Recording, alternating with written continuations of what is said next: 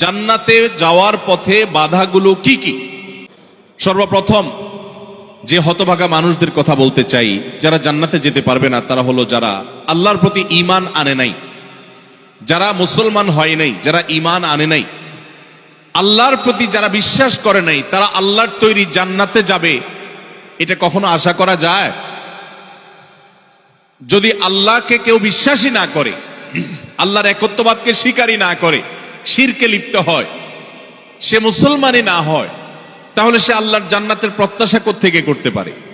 যে আমার রবকে মানে না, যার আল্লাহর প্রতি ঈমানই নেই, বিশ্বাসী নেই, তার হাজারটা ভালো কাজ থাকতে পারে, আল্লাহ রাব্বুল আলামিনের কাছে সে কখনো জান্নাত প্রত্যাশা করতে পারে?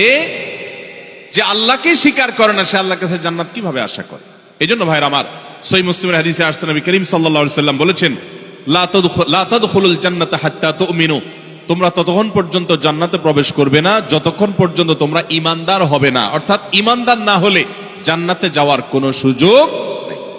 এই প্রথম শ্রেণীর মানুষ, তারা দুনিয়া থেকে যদি ঈমান ছাড়া যায়, তাহলে সেক্ষেত্রে চিরকাল তারা জান্নাতে নিষিদ্ধ থাকবে, অনন্ত অসীমকাল জাহান্নামে তারা থাকবে, জান্নাতে কখনোই আসতে পারবে না। এবং তাদের ঈমান যদি থাকে, কোনো না কোনো সময় তারা জান্নাতে যাবে, তাদের গুনাহগুলো মাফ হওয়ার পর অথবা শাস্তি হওয়ার পর, যেহেতু তারা ঈমানদার। এটাই হলো আহলুস সুন্নাহ ওয়াল জামাতের বিশ্বাস এবং আকীদা, যে মুরতাকিবে কাবীরা, কাবীরা গুনাহ করে দুনিয়া থেকে যদি কেউ জাহান্নামী হয়ে যায়, সে চিরকাল অনন্ত অসীমকাল জাহান্নামে থাকবে না, বরং সেখান থেকে এক সময় না এক সময় সে বের হয়ে আসবে। এটাই আহলুস সুন্নাহ ওয়াল জামাতের আকীদা। মুতাজিলা সহ কিছু ভ্রান্ত ফেরকার মানুষের বিশ্বাস হলো যে জাহান্নামে একবার যে যাবে সে চিরকাল সেখানে থাকবে।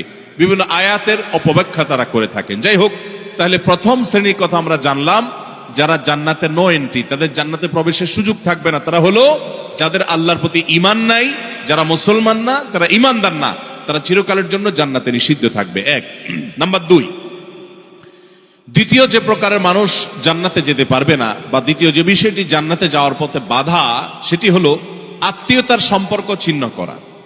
রক্ত সম্পর্কীয় আত্মীয়কে যদি কেউ স্থায়ীভাবে ছিন্ন করে, তাদের সাথে সম্পর্ক যদি একেবারে কাট করে ফেলে, বুখারী মুসলিম এক যুগে বর্ণনা করেছেন, নবী করিম সাল্লাল্লাহু আলাইহি ওয়াসাল্লাম বলেছেন, লা ইয়াদখুলুল জান্নাতা কাতি', আত্মীয়তার সম্পর্ক ছিন্ন করে দেয় যে, এই ব্যক্তি জান্নাতে প্রবেশ করবে না।